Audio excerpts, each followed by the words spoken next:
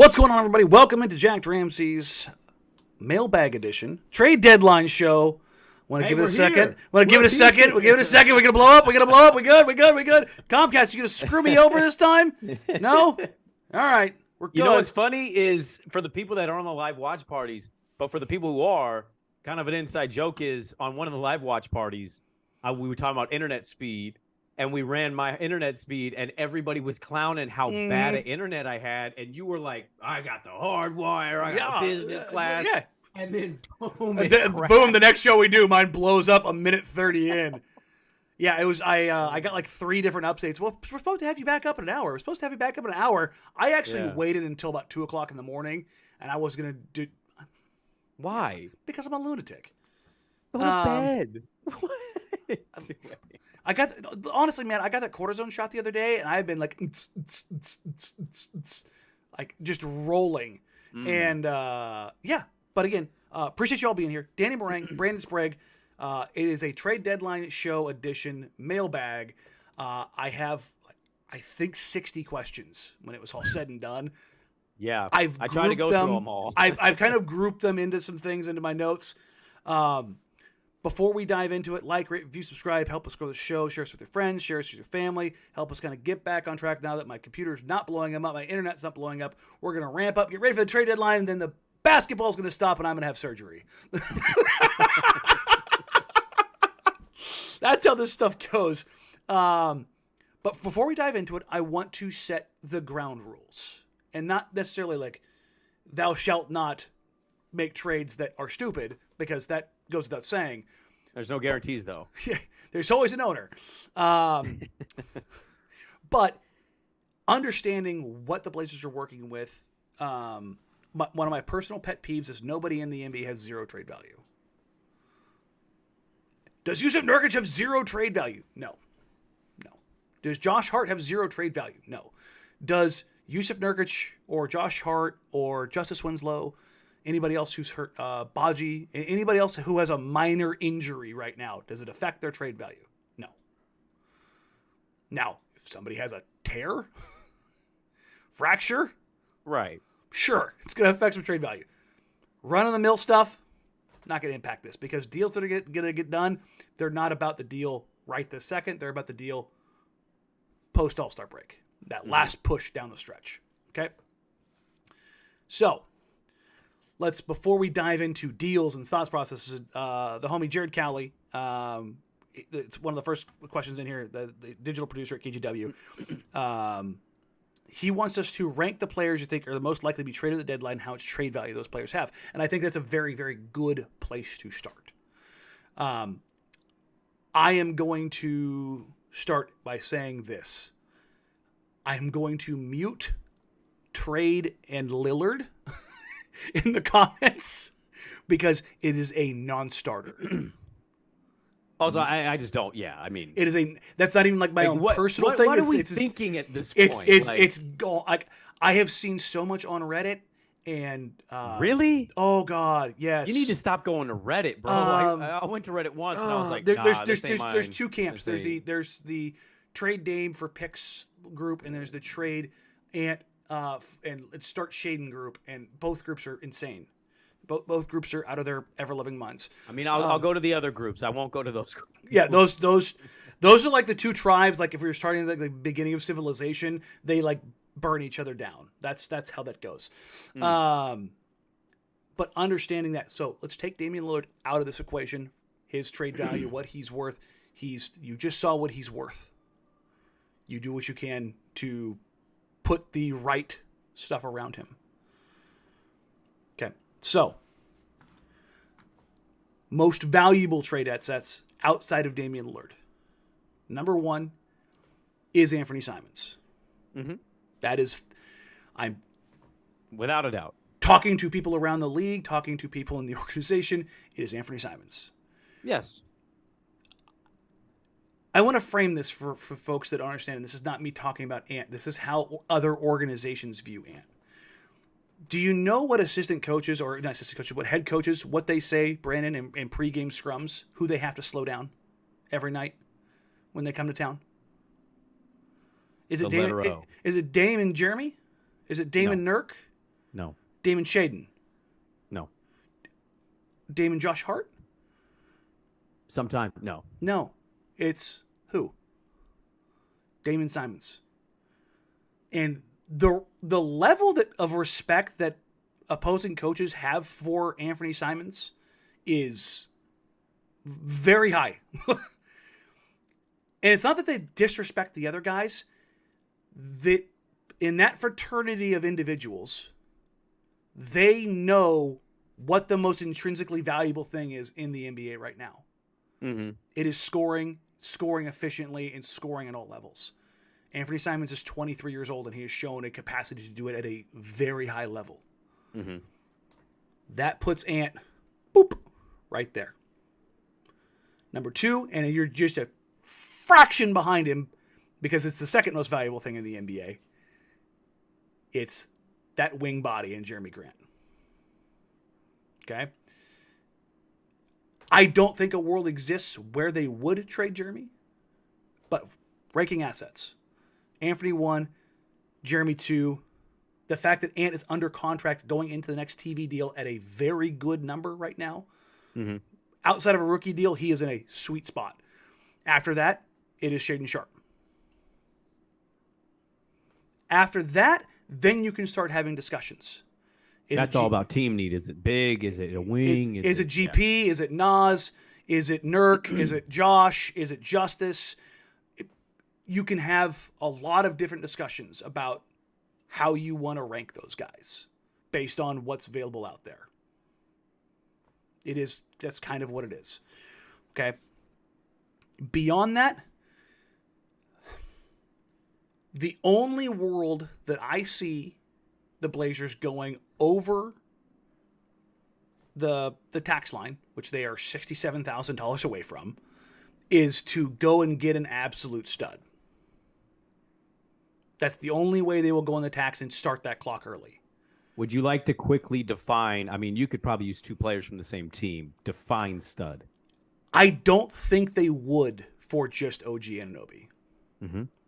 I think it has to be. What about his teammate? Pascal Siakam would be the line. Okay. Yes.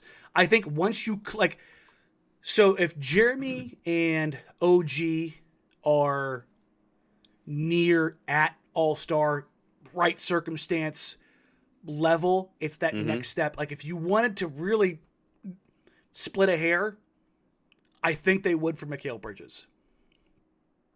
Because I think Mikal is viewed as a guy that does have maybe one more gear left offensively as far as development is concerned. Also, well, I mean, nobody would know that better than the letter O, though. A guy who trains with him in the offseason. Yeah, there's a Beckner connection.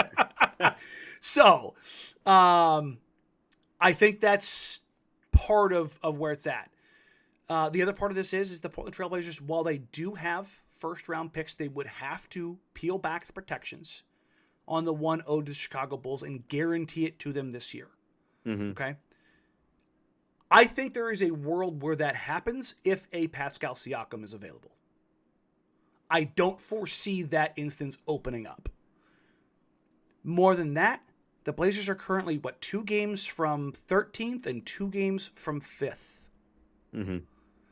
That is far, far, far and away too dicey to remove protections on a pick in a lottery that I have heard probably the top 9 picks are very, very, it's not just the top 2. Yes, Wemby is a god, and yes, Scoot is transcendent. There are dudes after them who have size and athleticism that I think guys like Schmitz and Joe and Sergey and Andre would love to add if they did bottom out. Mm-hmm. Okay, I think that covers all of the ground rule stuff. Now let's go into who's most likely to be traded. Oh, thank you. Oh.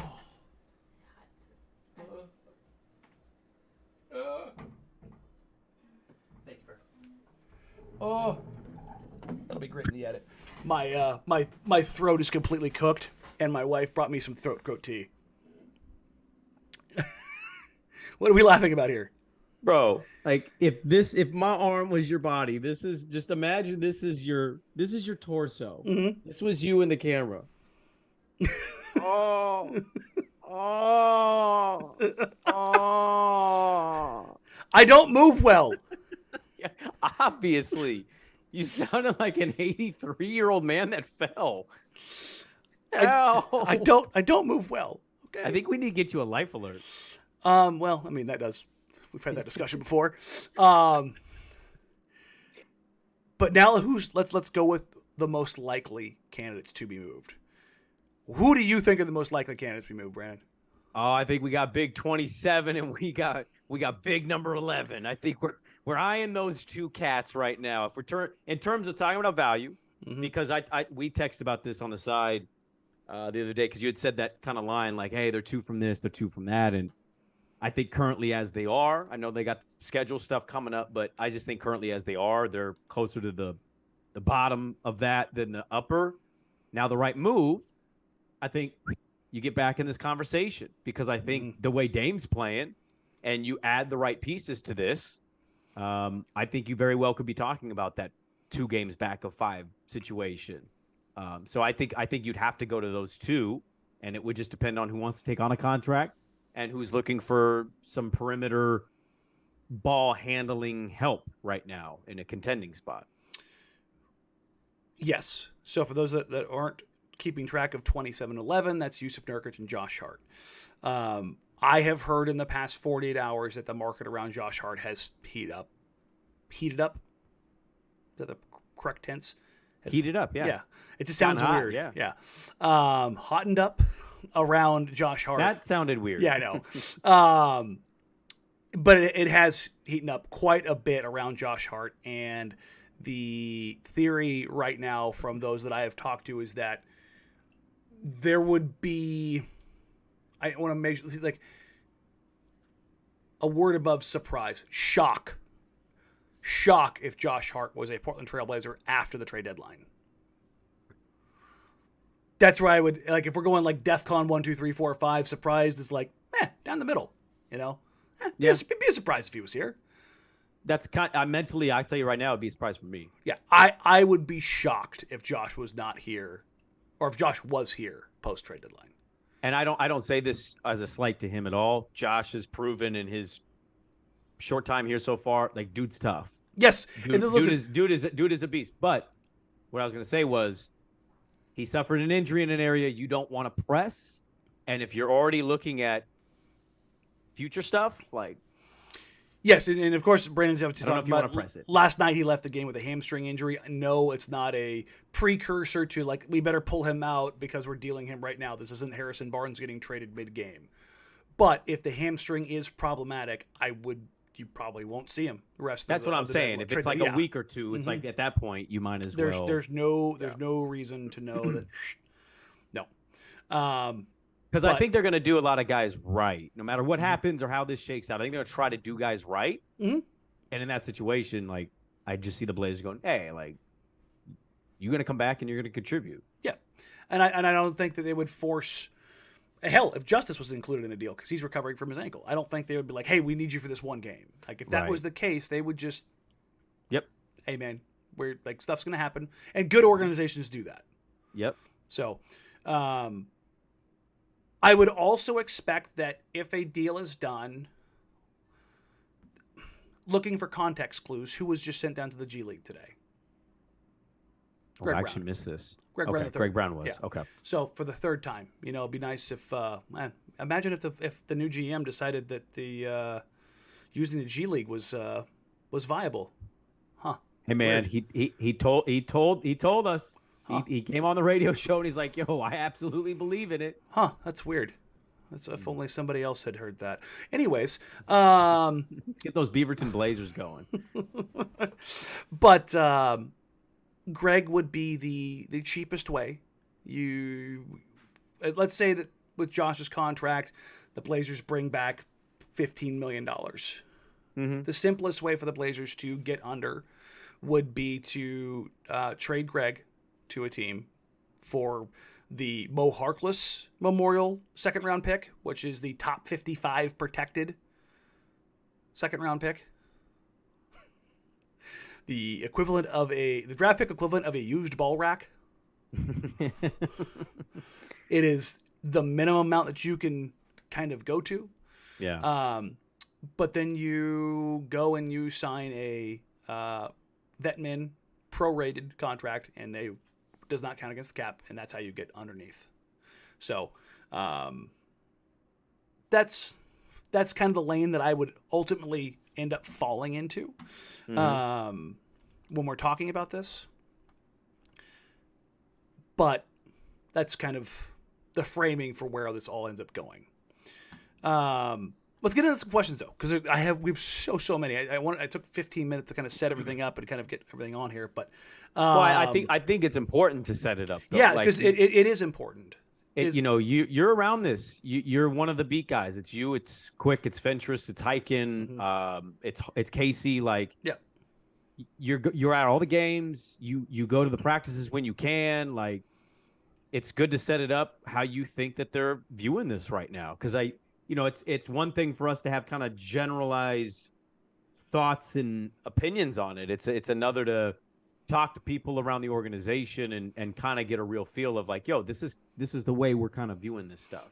Yeah. I've made calls to agents and other execs around the league. I've talked to other reporters that's the nice thing about having the Utah Jazz and the San Antonio Spurs come through in the last couple of days, and the Lakers, three teams that are expected to be very active in the trade deadline, is that I was able to talk to some other folks there, pick their brains. I could give them some intel, kind of do the intel shuffle, as it were, to see kind of what picture is painting what. And this is, I think, where we end up as far as this is a great question from Shane Lowell here at Slow is Quicker. Do you think the Blazers will look to sell more than buy at the deadline? Not to lose games, obviously, but perhaps part with Nurk or Hart or both to bolster not only front court defense, but get some bench guys. Maybe like a Pirtle or a Keldon and swap for Nurk Keon picks if they have any. Less about that combo and more about the idea of being a buyer or seller. If you're looking at the Blazers right now, Brandon, and what they have available and what's out there, what would you classify them as? As a buyer or a seller? Or both? There's an aspect where, so I'm spitballing out loud with some of this stuff to kind of give you an idea of how I'm viewing it. I think there are some teams out there that could actually dive into the buying sweepstakes because they're not bad teams, and I think you can make an argument. You need to start setting culture at some point for your organization. Mm-hmm. And if you told me there was a scenario where it was project bench guy and a way to fill the financials, but tying draft capital to a guy like Josh, I wouldn't be surprised by that. So what I'm trying to say is I think in some situations, it wouldn't shock me if it came off as sellerish, because I don't think you're packaging everybody in one deal. So you might have multiple deals. You could have 2-3 deals transpire. And I think in that situation, you could afford to be a seller in some ways. To still, because look, sell on one transaction, buy on another, because it's an asset obtaining situation. Mm-hmm. Even though you want to win and surround Dame with the best possible scenario, you're also still doing the balancing act of youth with win now, and I still think there's value in obtaining assets to help yourself in the future if any youth, quote unquote, became available or an option to have conversations with other teams. Sure, I get what you're saying there. It's gonna be how this ends up shaking out is gonna be really interesting. I classify them more as buyers, but my point is, if they had 2 or 3 deals, I think you could sell off a little bit and you could end up with some assets that end up getting pushed into something else. Yes. I think that's very much the case too. There are multiple teams that I know that are interested in a player like. So let's use Josh Hart. Okay. Yeah. I think it's been reported that the Heat and the Knicks are interested. I know of a couple other teams as well. The Heat are desperate. Yes. Does trading Josh Hart to the Knicks for Obi in a first because they've got some extra draft capital if they want to hold on to Grimes or McBride or whoever it was, or Obi and one of those guys. Do the Blazers want those guys? Maybe not. I don't think they necessarily want to get younger, but maybe they would trade to New York in order to get young pieces to send to Utah for like a Jared Vanderbilt. I can see that happening, because as much as you look at a team, you look at a guy like Josh Hart, who, the Jazz played a bunch of young guards last night. Do they need a guy like Josh Hart? Yeah, but I don't think they need that guy right now. I think Danny Ainge is going to very much be among the no, we're not going to tank, we're not going to tank, All-Star break, tank. I mean, they were one of the great starts of the league with the Blazers, and they're right there. They've fallen. So if you were going to get a Vanderbilt kind of guy, going and getting draft capital. And then another part of that, or Josh goes to Miami. I don't think they have a ton of draft capital left. I think they have a little bit, but I'm just, again. We're just spitballing. Spitballing more than anything else. Yes. You redirect that to another team, right? Mm-hmm. I think that's an interesting spot for them to end up. What I don't think happens is, I don't think you're going to, like, the Fanspo / ESPN Trade Machine 8-team deal. Like, I don't think we're gonna get that. I don't think we're gonna get that. But those are my favorite to those are so much put fun together, man. You're like, when you finally get it and you get it success, you're like, yes. Yeah, and you look around, there's only a couple losses. There's like, hey, win +2. Hey, yeah, win +1. everything's even across the board. Like, and the money that changes hands is like within like $3 million across the board. You're like, yes, good. I have changed everything but solved nothing. It would be really funny to play a game, since All-Star Weekend is becoming a little dull. It'd be really funny to create like a 30-minute program where you get 6 fans that give their best trade machine ideas in front of 4-panel general managers. And they vote on who actually came up with the legit best They do trade. this at Summer League in the sports business classroom. Shout out! Do they really? Shout out to Dave DeFore who helps lead that down there. But they have a mock 30 like GM trade summit, and they like guys like they do a full draft and run down it. Like it's a super cool thing. It's also it's not cheap, but it doesn't sound cheap. No, but it's a pretty rad experience, and it's a hell of an entry into that world. But I'm having like Daryl Morey in front of Joe Blow and going, that financially would make no sense, or this would not work for us in any way. Yes, and you're actually having like those like actual GMs in the room for this. It's pretty rad. Yeah, we get like a Simon Cowell situation where you've got William Hung. It's gonna be a no for me. Yeah. Yeah, and you're like, thanks for wasting our time. All of the New York Knicks trade slop for Donovan Mitchell. No. Guys, today, Giannis to the Oklahoma City Thunder. Let me walk you through this. All of the picks. Keegan Spenlove at Keegan Spenlove. Is there anyone you could realistically get you'd be willing to trade Ant or Sharp for? Is it better to ride out the season and make a bigger move in the summer? Less about Ant and Sharp and more about the move for the summer for me. I find it very hard for me to believe that a player that would require either of them being traded becomes available at the deadline. Yeah, I just think an easy way to answer is, first of all, for me, absolute open. Hey, here's my phone number. Call me. But in terms of the deal and being realistic, zero expectation. We're talking about that kind of stuff here at the deadline. It doesn't unless something goes sideways in the next week. It doesn't feel like that caliber of player is out there right now on the market. But I will say, I genuinely believe, and this is what I have said since Joe kind of officially took over and the blessing that was put in place. I genuinely believe that Joe will step up and let it rip. I don't think it's going to be at the deadline. I think it's going to be the summer, or it will be next deadline. It will be one of those two. Here's my framing on the timelines, because this is the thing that there's like, if you asked a timeline question, pay attention. This is where I'm kind of grouping you all in here, because there was like 10 of you in this group. Mm-hmm. It's about Dame, and you're going to have to eventually choose between Dame and then Ant or Shaedon. If Dame is legitimately your focus, you can't keep both. You can't keep both Ant and Shaedon. One will need to be moved for the other. so the other can shine, and so that you can get the capital and the assets that you need to build around Dame. I genuinely believe because of that, number one, because Shaden is so young, number two, because Damian Lillard is showing zero signs of slowing down, number three, because I think Damian Lillard understands and is on the same page with Joe Cronin, that for that timeline, remember, we've gone back to this 18 months thing so much. I don't think that it's changed. I don't think that world exists. And I genuinely believe that they will allow this to go basically a year from now. That's when the clock will start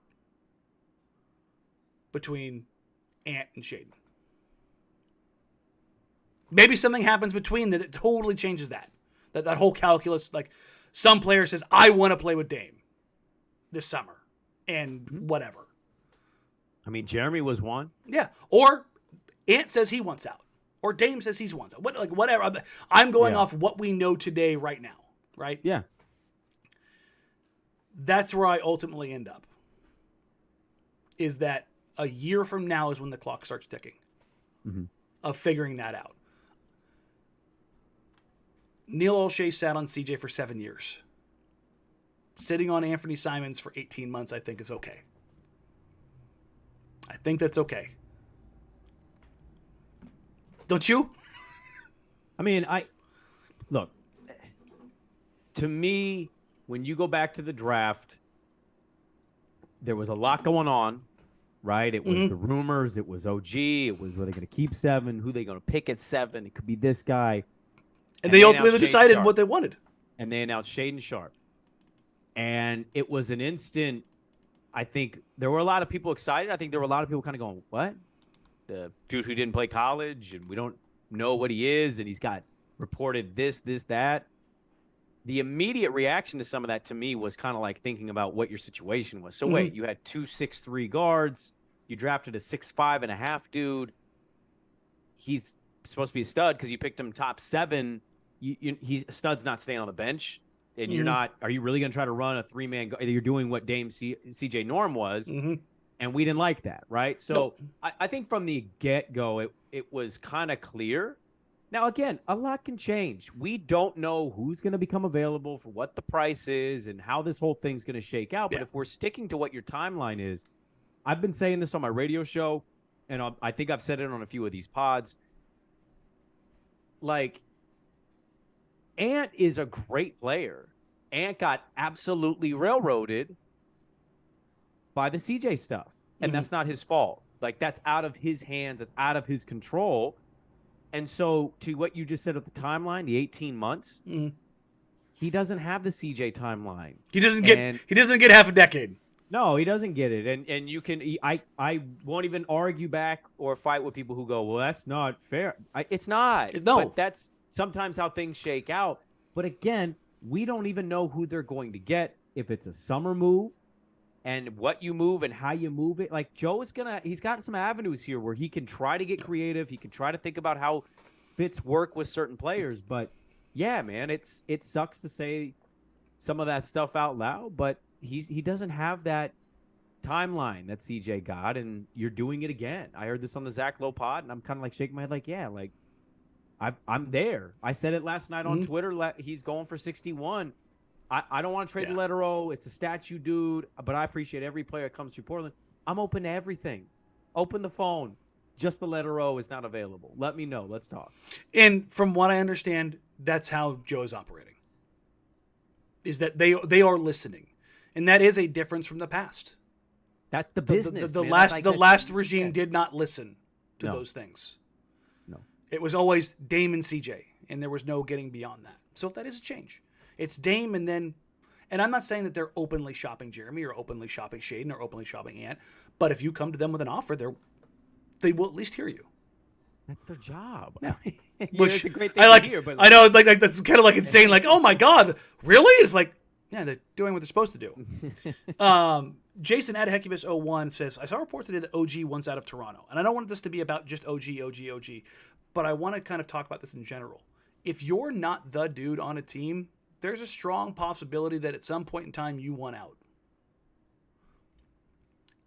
Anytime you see reports, and I guess this probably should have gone from the beginning, understand who wrote it, where it came from. If you're reading anything from the Toronto media right now, it probably smells of Masai's cologne.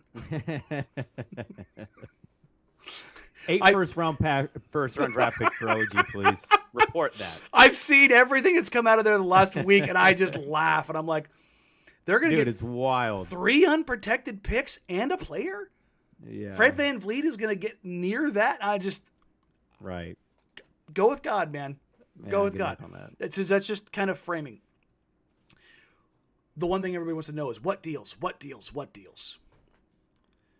Teams that we look at right now who have available players.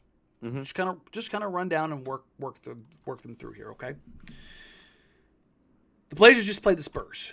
I don't think anybody on the Spurs is truly off the block. No, I think every single player is available. Call them. Yes, I think they're waiting to get their player that's untouchable in the draft. Whether it's Wemby or it's Scoot, like they are down that pipe, right? Yep. The contenders are not giving them up. So there's no Celtics, Sixers, Bucks, Nets, Cavs, Nuggets. Some of those teams have figured themselves out. The Nets, the Sixers, they've gotten it together. And the West's a little more open. The Kings still need a little bit of work here. The Pelicans, I can see them being that's an injury-based thing, right? Yes. Ingram just came back. Zion's still out. Or kind of like they have like 11, 12 dudes they need to get down. Yeah, there's to a bit 9. of a logjam there, right? There's a few guys. Yeah. The Mavs, if anybody could be a surprise team, it's one of these next 2 teams. It's the Mavs or the Clippers. I think it's the Mavericks. They both need playmaking and size. I know the Clippers are looking for a point guard, and they're they kind of have to go all in. They have no other choice. And the Mavericks, I'm not pretending to know any of the situation in Dallas. I can tell you the optics from here, from where I watch, seems a little icy right now, and I don't blame it for being icy. Yeah. I've been screaming this from the rooftops, I know dude got a chip for that city and has completely changed the way we view the Mavericks in our lives, but that roster's been a joke for a couple of years, man. They took the swing on KP, and working their way back out of it is proving difficult. And it's very difficult. This is the that nobody wants to talk about. When you take a big swing and you miss, because this is what it does. Yeah, it hurts a lot. It hurts. All right. Looking back at the Spurs, okay, guys that you would think that you could be gettable. Doug McDermott, Josh Richardson, Jakob Poeltl. Collins, for all of you Gonzaga fans out there, fine. But no. You know what? I will say one guy is off limits in San Antonio. Is it Keldon? No, Sohan. Yeah, Sohan's yeah. But even then, he's a dude. No, he's a good player. Vassell, bark to him. Yeah. Vassell and Keldon, I don't think they're readily available. But for the right package, you could probably get it. I don't think that's going to happen, but just spitballing. The Rockets, you're not Eric Gordon, whatever. I don't care. Lakers, don't care. Thunder, they have so much. It's in a weird spot. I got a hot take. Well, go. They need to be buyers. It's time. I'm done. Cash in some of it. I'm done. I'm done with this whole kiss this dude's ass because he got 15 first-round draft picks for 10 years. But there's not going to be anybody available at the deadline that's really going to cash in. Maybe there isn't, but I'm to a point, Danny. They're right there on playoff stuff. That's a good for team. Sure. I've seen their game. I want to watch Thunder games now. Oh, they're freaky deaky, weird, and fun. That's why I think you should be buyers, man. At some point, you can't keep sucking butt and just be like, we got a lot of draft picks in SGA. It's cool. At what point are those draft picks going to be players? When are you going to care? Yeah. Culture, I used to be a pretty big, you either win or you tank. That used to be how I felt. I will admit, I've kind of switched some of that. I think you need to balance it when you can, but you got to make the playoffs when you can to a certain degree. You got to say culture. There is no culture there. You know what I mean? They had 1 year with Chris Paul, and they went, no, we want to be bad again. And it was okay. But now they're good. Yeah, I know, but now they're good. I could see them moving off a Kenrich Williams. Yeah. Maybe. Undersized 4.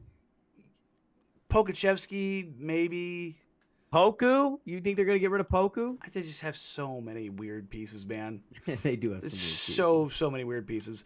But beyond them, Warriors. Their core, not moving. By core, Steph, Clay, Dre, Wig, Looney. I think it's probably your core. There's a weird, freaky deaky world where Jordan Poole could be available, I think. I don't think so. He's got a poison pill, all that kind of stuff. I don't think it's the case. I think they're very high on Kuminga. I don't think they'll sell on Wiseman, but they should. They should. If they're, yeah. I mean, they have it.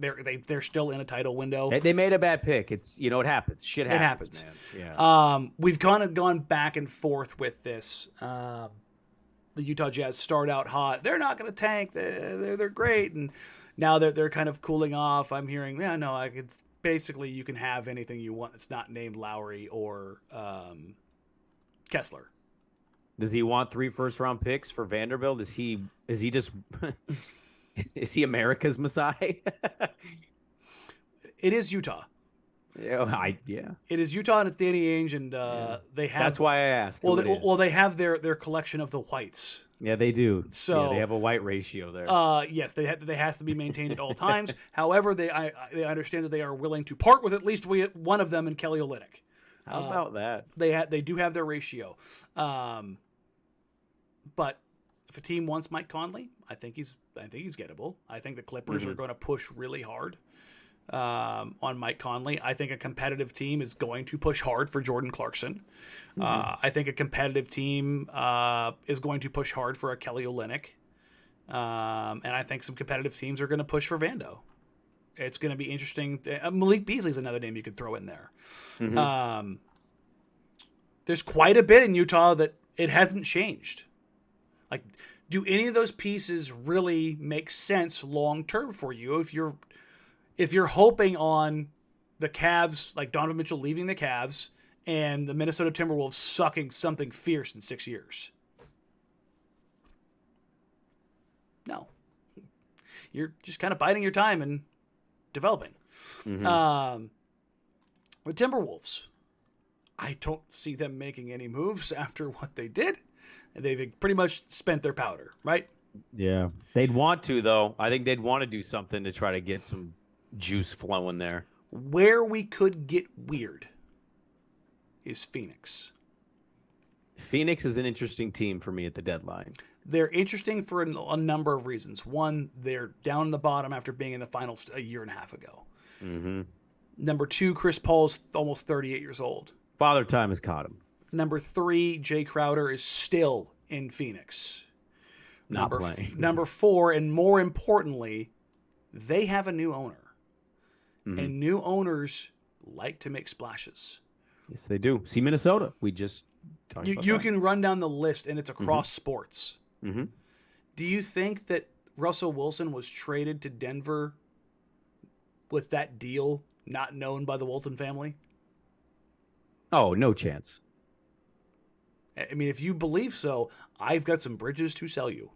I mean, you're running Walmart, for God's sakes. What's a way to get people to like you? Well, what if we went and got him a quarterback? Yep, that'll do it. There you go.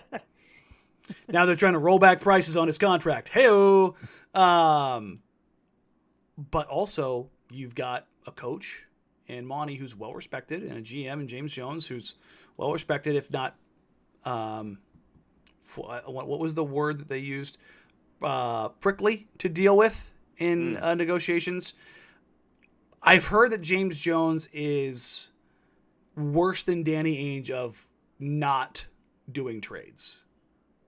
They want exponentially more. To not just like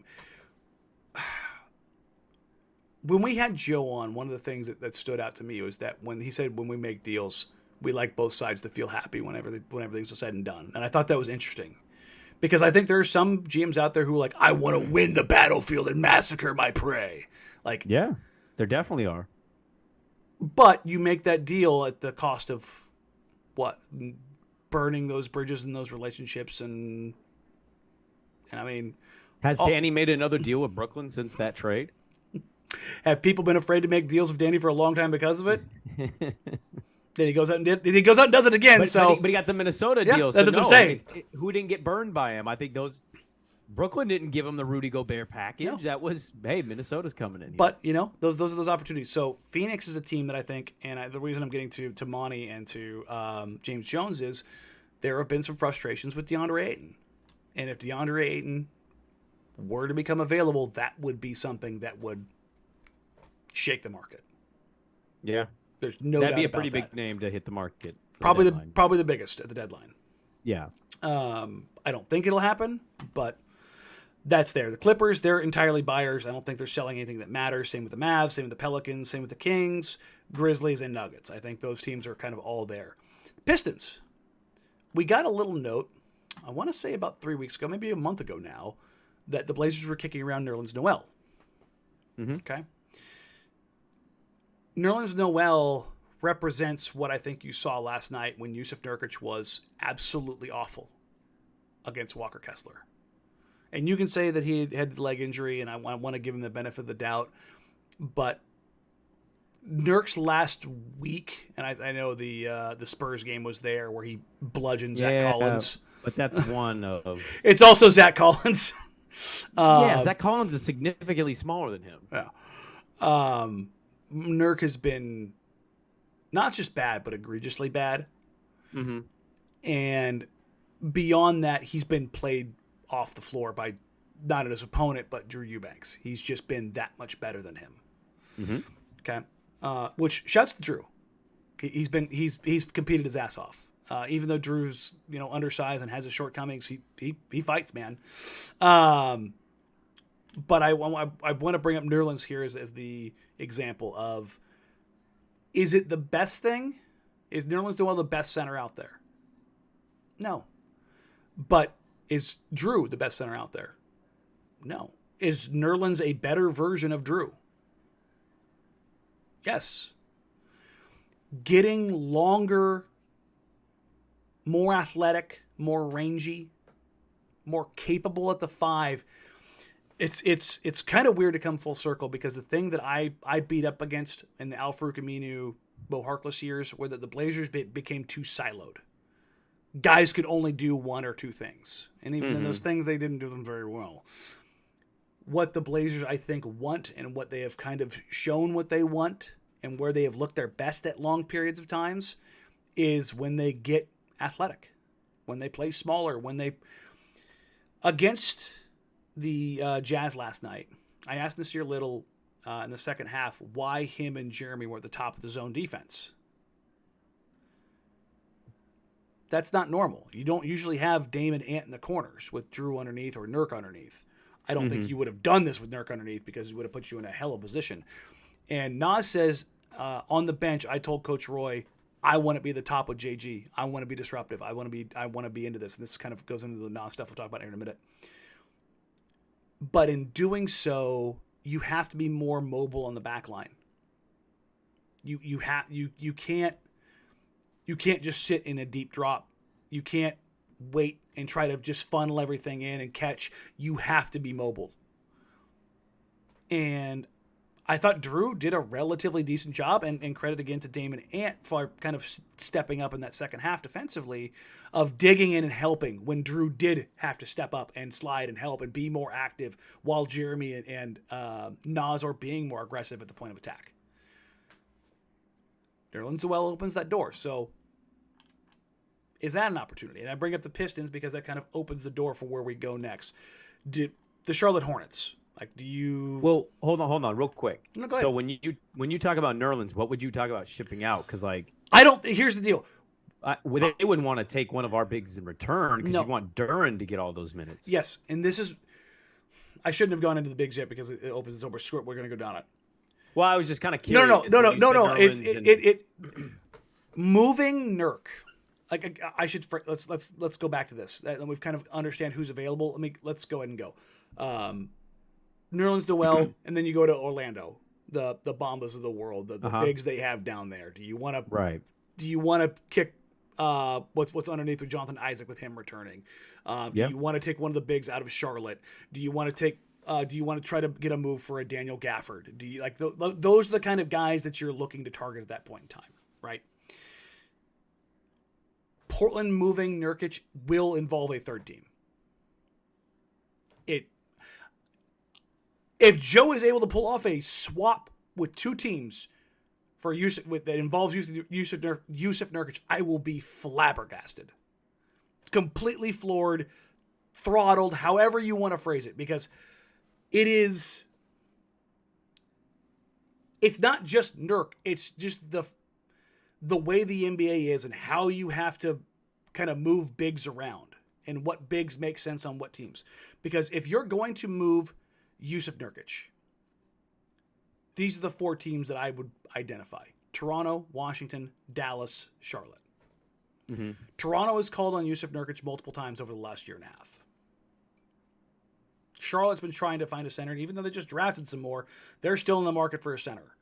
I've heard Washington kicking around for bigs. They're going to replace Plum Dog again with Nurk?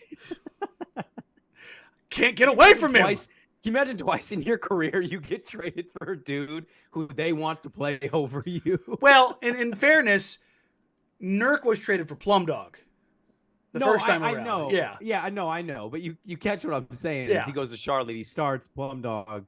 See you later. Yeah. There's a shortage of homes for Yusuf Nurkic.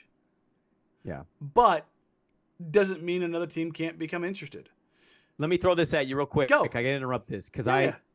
This was the one area of the offseason I really pushed on. This was the one area. I just did not like the years. I really didn't. I thought 4 years was a lengthy contract to give him. We know why. But okay, how much does that you think change the market? 4-year contract instead of 2 or 2 and a 1 or whatever, shorter term. It does hit it. Yeah. But you don't get Shaedon Sharp without that. Oh, for sure. And for everybody who's the contract because people get so frustrated. How dare you? You're bidding against yourself. No, you're not. You're bidding against a salary slot that you will lose for nothing, that you cannot get back, that you will struggle to find again for the opportunity to draft Shaedon Sharp. I have a problem with the money was higher, but I didn't have a problem with that. It was years for me. That's what Clutch. The year before, Norman Powell had Neil's balls in a vice. I want now all of the money, and I want a 5th year. It's Norm, so think of it. He's got it around it, and he's twisting the. Would you like to give me that bag now? Yes. Or would you like to lose me for nothing, and you gave up Gary Trent for nothing? And that's the same kind of thing with Nurk, and it's not necessarily Joe's fault. It's just the hand he was dealt, and what was the best thing that he could do there? Does he claw and scrap and fight and do everything he can? Push Clutch off, and Nurk's not willing to shut it down? Right. It's just, I don't think you're in that position as an interim GM in that shit show of a season to do anything. And I'm not excusing Joe. I'm just looking at the cards that are on the table. Yeah. Joe hasn't been in power for 10 years. Would I have liked to have seen that be 3 years? Yeah, I would too. Because remember, you and I, when I found out about the deal, I said it's 4. And my jaw dropped. I was like, you're fucking lying to me right now.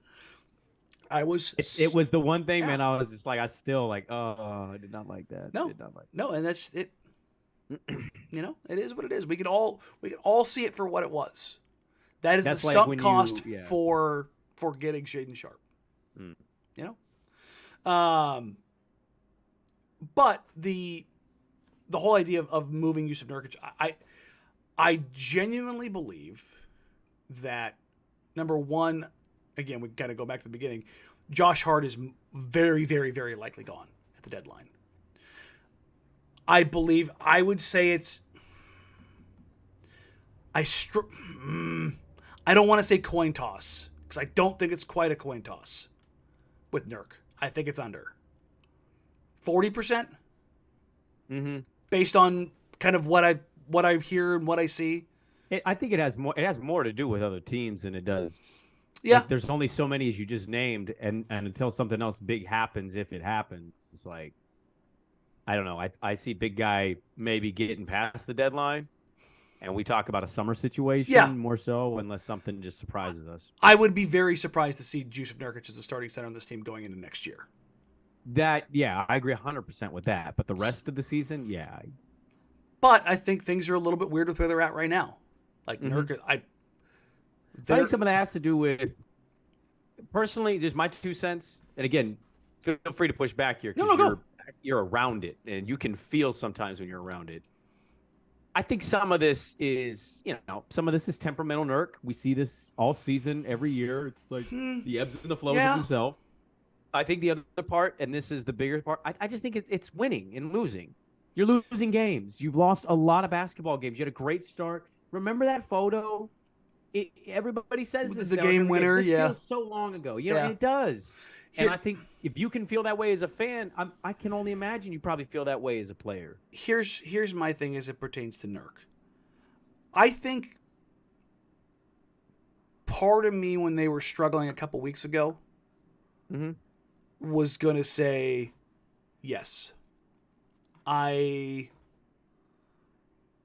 think that there was some of the losing and temperamental Nurk. The last 10 days has made me reevaluate that very significantly. And I don't think that's the case any longer. Brandon, he was shooting over basically like mid-December until like halfway through January for basically like a month. Do you know what he was shooting at the rim? It was good. 60%? 65? 70. Was it that high? Okay. He got his shit together. He was... Ant and Dame were struggling. Nurk was one of the better players on the team. It was really Nurk and Jeremy. Okay? I'm actually going to pull it up right now just so I can pull up the current one. And this is... And you can talk about injuries and things of that nature popping up and being a problem. And that does happen. I always try to take that into consideration. And Nurk, even in that time period where he struggled a little bit, he was sick as a dog. He was puking his brains out. I heard from most people that he was just dying, but he was giving it a go. Which, that makes me think he's committed. He's in, And there's guys that won't do that. And so for Nurk, I was like, okay. Remember you and I talked about this. I'm like, listen, man, I'm not back in on Nurk, but I think he's kind of trying to really square stuff away and really give a damn. And then the past 2 weeks happened, and it reads like he's either very injured or somebody told him that it's over. Okay, so last season, let's go to the season segment. Let's go to the last. We don't know of any, injury things that would really. He has been dealing with the left leg, which is the injured leg. He has been dealing with a calf issue. Okay, it's been on and off. If you've seen him on the bench, he has that little TENS unit that he puts on his leg. Like he's been battling it. But his finishing, what was it last 6? I think that's what I sorted it as the other day. I'm trying to keep my numbers together as I keep the sliding scale going. Would you update, please? Nurk's finishing dropped from 70% to 54%. Yikes! That's a pretty good fall off. Yeah. His rebounding went down. His turnovers spiked. Remember he deleted all of his social media? Yeah. Oh, now it's all back. Oh, is he back on? Yeah. Oh. Why do people do that? Why do people delete stuff just to be back? I don't know, but if you go back and look at when he deleted his social media to like yesterday, that time period he's been bad. Yeah. And he's always struck me as dude who's Googling name on Twitter after the game. Oh, 100%. Good and bad nights. Yeah. And I think you see it by the amount of blocks he has off the court. I think he doesn't appreciate some of that commentary. So no. And not everybody can operate. No. When negative commentary exists about you, it sucks. It's not fun. It's actually a question I'm going to ask Chauncey on Saturday. Is having to navigate this this time period again with so much.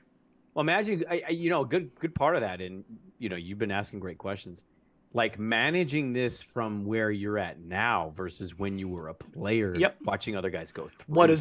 He does have that unique perspective. Yeah, because Chauncey was a guy that was moved a couple times, and early on, he was a guy that, he didn't stick. No, and famously won a championship by bringing a guy into his locker room mid-season. The Sheed trade came in there, and it was like, is this going to work? And it not only worked, they won the championship. And now he's on the other side of it, and he's going to have an opportunity to change everything around. Yeah, in concert with Joe and Dame. I genuinely hope that Nurk has just had a rough 10 days. And that it isn't bothering him. It isn't a mental impact. It isn't a thing that's there. But knowing from what I've seen from him historically, this looks like something that is bothering him. Mm-hmm. We've talked around and theoretically and all of the things that kind of come out about this. But everybody wants to know, is there a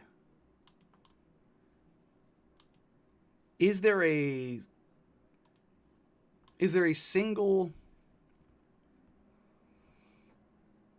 deal out there? It's like, oh my God, I have to do this. I have to go this way. The opportunities that come along. I don't think that the Blazers are there yet. But if I ask you right now, Brandon, that we're at the trade deadline, how much change do you think there is between this team now and the day after the deadline? 2 players. Just 2? Mm-hmm. 2 new players here. I don't know what that entails. 2 incoming. Okay. Yeah, 2 incoming. I don't know the exact amount that I'd say going. I mean, obviously not a crazy amount, but is it 2 in, 3 out? I something like that is kind of what I'm thinking. Maybe I'll be wrong, but that's kind of like how I'm viewing it. Okay. There's another question that it kind of comes up regularly, and it's, does what happens over the next couple days, next week, impact what moves they make? Are you expecting less or more? I might get there. Okay. And that is to say, unless they fall on their face and lose like 7 straight, I think that is winning 7 straight doesn't change anything. Like, if they got hot, they're not going to be like, oh, we can win a title. Oh, well, yeah, I think they're realistic enough there. Yeah, they're not doing that. But even if they lose, you know what is going to happen? They're like, one hot week, we could be right back in it. So that kind of goes to where I think they're just going to be about handling the team building. And for me, handling the team building, what are the things the Blazers need? They need size, they need defense, they need shooting. The guys that I keep coming back to on the center side of things: Nerlens Noel, Daniel Gafford, Isaiah Hartenstein, Mo Bamba, DeAndre. Well, you're running it's across the gamut of like different guys. Yeah, right. And I know you would have them power ranked if we were to do that. We don't need to do that, but man, for me, I'm going to come back to it. I saw some stuff on Hartenstein, and the Clippers want depth now behind Zubac, so I'd be curious to see if they can bring him back, that relationship back. Yeah, I mean they're openly wanting him. Mo Bamba, for me, I keep coming back to that one, man. And I'm not saying there's not anything there. There's got to be a reason his minutes are not existing for a not very good Orlando Magic team. But God, would I love to just watch 2 or 3 pick and rolls with him and Dame just throws it anywhere, and 7-5 Mo Bamba just comes up and finishes it. Listen, if you want my pie in the sky big that isn't DeAndre Ayton, you're on the right team. It's Wendell. Oh, Wendell Carter. But they're not gonna trade Carter, are they? I don't think He's so. having a good year for them. He is. But if you're asking me like the right line that I would want to go to, Like, you don't want to go out there and pay all the money in the world for a DeAndre or something along those lines. Clint Capella. Yeah. Wendell, number one, Wendell's contract is a declining contract. It's like OG's. It's like Aaron Gordon's. Right. It's great job team building wise, Orlando. But that's the lane that I'm going with. The ability to step out, knock down threes, to be vertical, to be athletic, to be multiple, to be aggressive, to play at the rim. Like, Wendell's like that perfect line of a guy, I think, with how they were looking to play. That's the lane that I would choose to pursue. But that's also the kind of deal that I don't expect to see happening in the summer, or happening in the deadline. I like Wendell. I've liked him all year. He's been really good in Orlando. I've been happy he's kind of like been able to find a place to latch onto. Also fun. He's got kind of that Udonis Haslem little pick and, mid baseline pick and pop type shot. I like that. I like Also the goggles. Let's be honest. We love the goggles. We need the Bucksworth back, man. Yeah. We need it back. I mean, Nurk is I believe he's 14, 9.9, and 4. Or I said Bucksworth. Buck Williams. Sorry. Yeah, Buck Williams. You said Bucksworth. You said yeah, Duckworth and Buck Williams together, which that's a pretty rad player. I'm not gonna lie. I mean, if we could build that dude in the lab, my God. But Wendell Carter Jr. is averaging 15? I want to say 15, 9, and 3. Basically, Nurk's numbers on the same splits, while not doing Nurkish things. Yeah. I think he'd be excited to be here too. Paolo's gotten a lot of their attention. Again, he's having a good year with Paolo, and so is Markelle. But I think a guy like Wendell, you don't want to move around too much and be that dude, but I think he'd enjoy being here playing with Dame. I mean, leaving Chicago, like, it's kind of funny. Chicago's the place the players go to die, and as soon as they leave, they get better now. But Wendell's Wendell's very high on my list of guys that I would like. Yeah. But opportunity cost, I don't know if Portland necessarily has the assets, particularly at the deadline. The summer, things maybe change. Who knows? But so those are your bigs. And then what are the next group? The wing kind of players. You think about Detroit, Sadiq Bey. Harrison Barnes is a name that you've heard linked to Portland forever. I do think there's a chance a Harrison Barnes, Dorian Finney-Smith, Chetty Osman, Isaac Okoro, like those kind of wing players, I can see them being moved at the deadline. So that's interesting. Finney-Smith would be. I mean, we do about a heart swap there, just a heart for Finney-Smith, just because you want. I don't think again in that situation, because of Dallas's unique cap situations. If they're dealing Finney-Smith, it's a 3-team deal. Honestly, I think if Dallas is making any deals, it's a 3-team deal because they need to move parts. Their money situation's really weird. It's really that's what makes their hell so unique. Sacramento's fascinating too to me. Looking at the deadline, I could see them being like full on buyers. Like the effing beam, you're third in the West right now. The Sacramento Kings are third in the West on January 26th. Sabonis should have been I thought TNT. I thought they were going to be a starter. Yeah. Yeah, I thought that was bull. We don't need to get into that. And Fox has been fantastic. Like Kevin Huerter was a big pickup for them. Mm-hmm. They've been the story of the league to me. Been fantastic. And I'd like to see them just say, dude, to hell with it. Like, why not go all in? It's been so sideways for us. Why not? Right. The West is weird, man. Yeah. Like you don't buy the 1 seed, and you make all the sense in the world. I kind of think the 1 seed could be one of the few teams in NBA history to never give a damn about defense and still win it because of how good that dude is. Mm-hmm. But to your point, maybe they're very easily got, and we don't know if the Clippers are gonna stay healthy. We don't. The Grizzlies, we're just anointing them as they slowly become the most hateable team in the league. The Pelicans, you don't trust right now.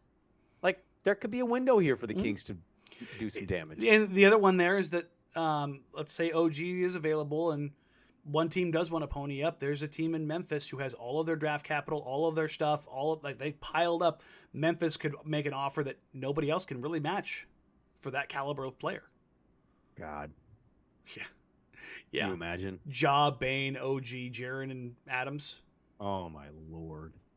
Or go small ball and have OG. power forward, or Dylan at the power forward, and Jaron. It'd be like owning a Baskin Robbins. You can go whatever you want. Yeah. It's... But wings. You've got the OGs. Mikal Bridges is like, that's the Angels saying. I don't think he's available, but that's I think they're going the year. Yeah. Personally, I don't think Phoenix is going to make a move. I think they'll try to be a buyer in some capacity, sell Crowder off. I Crowder's another guy who, again, in that same vein, on the same team, perhaps a Cam Johnson. Josh Hart, Cam Johnson, who says no? I think Phoenix. I think they want a little bit more size there. And also, I don't know if it's necessarily the right fit for Portland. I think they want somebody a little bit more athletic, a little bit more disruptive. Kelly Oubre's out there. Cody Martin. Hey, listen, I love Cam. I'm just saying. I'm there with you. And then there's Vando. And as much as there's been smoke about Danny Ainge, number one, Vanderbilt is a huge part of our future, blah, blah, blah. It'll take at least multiple first-round picks. I think Portland has a possibility to target a guy like Vando. Hell, get two birds, one stone. Package up Josh Hart with the necessary salary, or trading Josh Hart to New York for draft capital, Miami for draft capital, routing that to Utah with Keon and Justice, and taking back Malik Beasley and Jared Vanderbilt. Hello. I could see that being Mr. Larsa Pippen and Jared Vanderbilt. I'm in. Mr. and Mrs. Larsa and the Vanderbilts sound like a weekend in a reality show, or a weekend in New Hampshire. Yeah, you know what I mean. But like that's the kind of wave that I could see this going, in the sense of you get a little something. The Blazers need a little more shooting. The Blazers need a little bit of size. You float a guy like Beasley, who I don't want to call him homeless, but like I think he's a guy who's clearly not going to be a long timer in Utah. Yeah, I mean, he's a career role guy, so that means he's always finding a new bouncing home. around. Yeah. But you basically, I think he's got a $16.5 million option next year. You have the ability to take that on, float money into next year. You got Vando. I think he's got one. Let me pull it up. Utah Jazz. Vando's deal, I believe he has one more year in his rookie deal. He does. It's one more year in his rookie deal. So just doing the math, right? Okay. Malik Beasley's at 15.5. Jared Vanderbilt's at 4.3. Let's see. Go add the Portland Trailblazers here. Let's see. Josh Hart's at 12.9. Trade to Jazz. Justice Winslow at 4. Trade to Jazz. Keon Johnson at 2.6. Trade to Jazz. Hey, Keon Johnson, young point guard that could possibly replace Mike Conley. Very easy, young retooling team, or not replace Mike Conley. What they're aiming to do, but yes, yeah. Go younger. Yeah, because Conley wants to probably try to latch on with a veteran team. I would imagine. Yeah. But let's try those three here real quick. Success, and the Blazers gain $193,000 in salary. Now, if you traded Greg Brown for expiring second round, or a heavily protected second round pick, now you're back under the cap. Yep. Which, again, if they're not getting a Pascal, it's kind of what they're aiming to do. And just for the math, I want to see something here. I want to add a third team because Nerlens a guy who's been reported. I want to include him. I'm going to send Nurk to Detroit here, just for the math side of this. He's making 15, right? Or 15.6 this year. Nerlens is making 9.2. Send him to Portland, and Sadiq Bey is at 2.9. Okay, Dry trade. Well, would you look at that? Portland could send out Justice, Josh, Keon, and Nurk, and mathematically cut $3.2 million from their tax bill, or from their bill, not have to dump Greg, pick up Noel, Beasley, Vando, and Sadiq Bey. Now, obviously, you're not going to send Nurk for Sadiq Bey and Nerlens Noel. Right. But if you can find a team that wants Nurk, I think another option here is if Washington wants to put a more traditional big alongside Kristaps Porzingis again, which Kristaps historically, while he doesn't play the 4 as often, when he does, he is more successful. If they want somebody to eat up minutes alongside of him, and you can get Gafford and DeLon Wright by including some of the kids, some of your young back end rotation guys, non-Shaden Sharp kids. Yeah. Is that a way that you can maneuver that? I think that's another way. A guy like DeLon Wright makes sense. A guy like Daniel Gafford makes sense. Theoretically, if we're just going on what we know that Portland likes.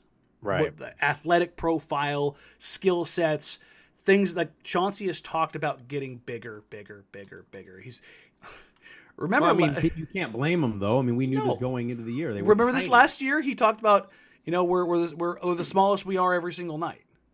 Yeah. He bemoaned it and he kind of like, Same thing again this year. Well, he did it. He did it again the other night.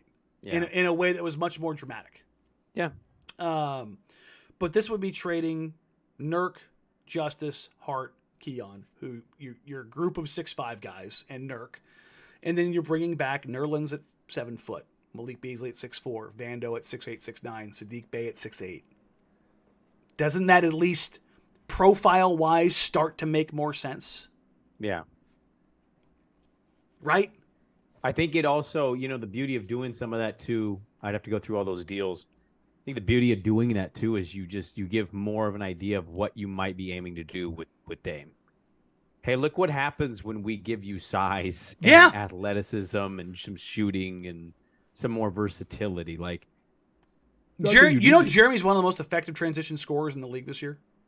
Well, yeah. I mean, I'm not surprised to hear that the way you watch it pan out. Like, I just think even though he throws lob passes 8 feet over Shaden. How do you miss Shaden?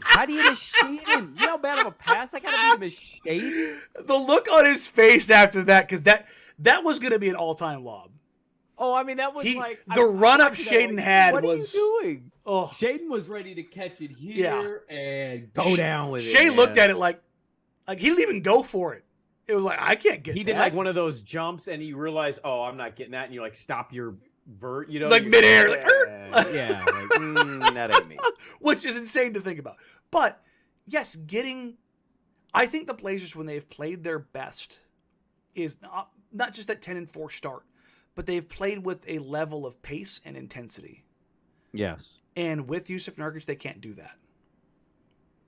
Now, are these moves world-beating moves? I think the same you could say about depth as well, right? Like, Nurk deserves whatever the blame is that he is given, but when you're playing like 5 guys, high leverage minutes, and there's no real like things you can trust coming off the bench because Gary was gone for so long, and Nas was gone for 6 weeks. I think, and Justice got a bum ankle. Like, I just think eventually guys naturally wore down. And if you're able to add a little bit of shooting from a guy like Malik Beasley, a little bit of stuff in Jared Vanderbilt, some playmaking, some size, some utility effort, Nerlens fundamentally changes. And you can replace these guys with so many different names. I'm just using these as examples. Nerlens fundamentally changes how you can play defense. Somebody in the comments has thoughts on Jared Allen. He's really fucking good, and the Blazers are never going to get him. Those are my comments on Jared Allen. Cleveland has zero reason to be shopping 4 players on that roster. Yeah, listen, I respect untouchables, it. 4 untouchables. I respect the hell out of it. JA is a dog. They absolutely ripped off the Brooklyn Nets in the right place at the right time, and I hope Joe Cronin can do the same to another GM at this deadline. I hope there's some GM somewhere who's like, you know what? Let me go ahead and include this future All-Star big in there just for the hell of it. Bro, they're trying to be the 80s Rockets with their two towers, and they're trying to do the Spurs thing with 2 twin towers, man. Like that, we know where they're going. But I think this is closer to the framework of what I would expect things to be. Yeah. Or at least what they would hope for them to be. I have a lot of questions about, the same thing kind of came back to, what about this deal? What about this deal? What about this deal? What about this deal? It's got to make sense. And I don't know how many of these things make sense for the other team. And that's the difficult part of this. Well, we forget about the other side of the trade. Sure. A lot of times we play the game. We're like, yo, we want this guy, and you take that guy. Perfect underlying. Ryan in the comments says, I wish they could get a Okongwu from Atlanta. I do too. I'm not just because I'm wearing a USC hat. Like, Okongwu is exactly the kind of guy that you want to grow with. Like, he has done a great job filling in for Capella. Rim runner, competitive, super athletic, tough, hard-nosed dude. Probably wants to get the hell out of Atlanta because that's an S show right now. Right. But what Portland has, the asset-wise, they just need one team to bite. Mm-hmm. Where this goes is interesting. If, again, looking at where things are, I would imagine that in 2 weeks, based on what I've heard both locally and nationally, I would be very surprised if Josh was here after the deadline. I would be not surprised that Nurk is here after the deadline. But if he was moved, I would not be moved. Like, oh, yeah, no, that sounds right. Right. The writing was on the wall. I mean, we're not talking about neon signs. He gone. And with Josh, it's not because Josh is. I don't want this to get out like this. It's not because Josh is a bad player. It's not because Josh is toxic. It's not because Josh is a problem. It's because looking at where things are with the books, what lines up, where Josh's contract is, where the Blazers are trying to get to, it puts the giant sign on Josh. It has almost nothing to do with basketball.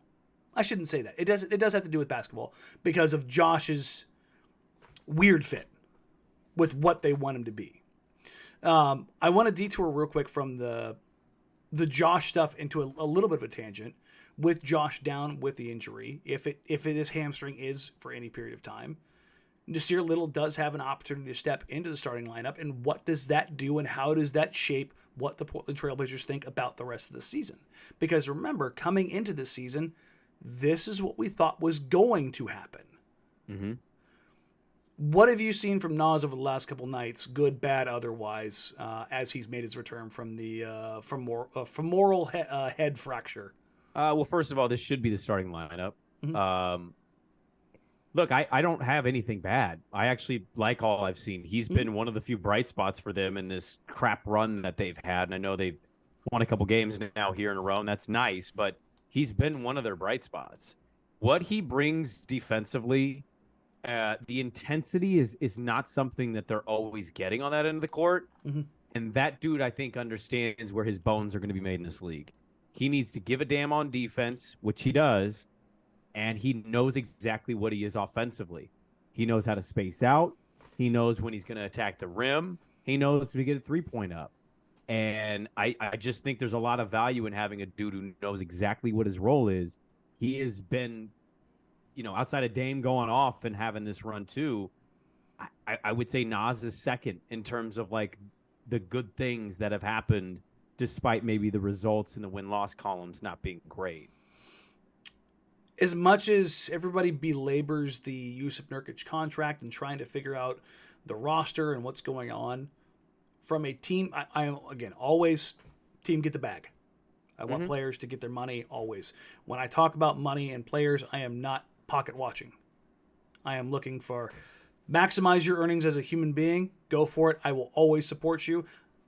But I'm talking about this as if I were the GM of the Portland Trailblazers. Oh, yeah, for sure. And what I can do to maximize my opportunities as a strategy as a GM. Joe Cronin got Nasir Little at $7 million a year. Yeah, it's a great deal. If Nasir Little has a Steph Curry moment I'm not talking about a shooting. I'm talking about shakes the injury bug. Mm-hmm. He could be an incredibly viable player and piece that allows them to do significantly more. Yeah. Because of where he's at on his pay scale. I mean, you basically get a new player. You're viewing it as like, you're paying him, you want him to bring him along, but he hasn't been able to stay healthy. Well, now if he stays healthy, you view it as like, yo, we fill the slot. Mm-hmm. We trust this. And now if you go and you move some money around and Yusuf Nurkic's deal, you get a center that's a little less diverse, a little bit more siloed, and you all of a sudden you're like, oh, we don't have $130 million tied to our starting lineup, or whatever it balloons to in 2 years when the possibility of the new TV deal hits. And the structure is more sound. And now you've got GP on a partial MLE, and you've got Nas at a $7 million. And in that, by the time that 18 months hits, the money starts making more sense and allows you to make more moves because of the prudent moves you made now. Yeah. And that's what I look at this and wonder how efficiently, how well Joe and his staff can get and move Josh's contract for whatever comes back. And the same with Yusuf Nurkic. Right. Because all of this stuff biding time in between, it has to pay off at some point in time. And the payoff here is Chris Padilla, at Chris A. Padilla. If the line is set at 1.5, are you going over under on the number of trades the Blazers complete by the deadline? Over. Yeah. Smashing the over. Not smashing. I think I'm just saying it's pretty clear. No, yeah, I just don't know how would he sit courtside, look at the situation and go, yeah, nothing needs to change much. You can feel, you know what I mean? You can feel that some stuff needs to change here. It's obvious, and I think he's going to be busy. I've talked about that throughout this season, and I don't, through their ups and downs, I don't think he's really changed his thought process. I think his evaluations are pretty much done. It sounds like a broken record to say it. The reality is he told us twice before the year even started, we know this ain't a complete thing. We know we're small. We know we're small. We know we're not contenders. Their goal is to make the playoffs. And they're like, they're right about where yes. they thought they'd be. You're a couple tweaks away, I think, from being, hey, Portland got it together. Portland made a good move there, and that's working out okay. Like, I think you're that. And if not, and then after that, you get the front office who picks Shaden to go again. Unfortunately, we don't want to be there, but that's what you're looking at. But the tick, tick, tick, tick, tick, tick, that doesn't start until a year from now, where the clock is really running. That's when the shot clock starts. Sure. And it's not a slow burn. By the deadline next year, people will be getting antsy. Mm-hmm. And they will, in all earnestness, they will have a right to be. Yeah. Because even though Joe was dealt the hand he said this is the timeline. And he can't, predict everything. And the NBA in 2 years is so far and above differently and weird that you can't just predict it. But that's how it goes. And you got to own up to it at some point in time. We went really long here because we had so many questions and so much stuff that was tied in here. So thank you all for being here. There's been like 350 of you pretty much throughout the entire show. Like, rate, review, subscribe. Help us grow the show. Share us with your friends. Share us with your families. We will do a live show on trade deadline day. I will be on air on 1080 when the deadline hits.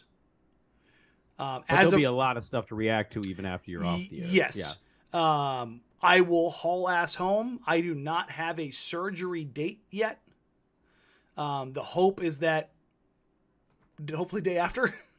Yeah. If not, I will be. I will grab the camera and the little dinner tray as I am super high on all of the drugs post surgery and drool at myself talking about all of the trades that went down. But whether it's in here on YouTube or we're doing it on a live watch party with watch playback. It will happen.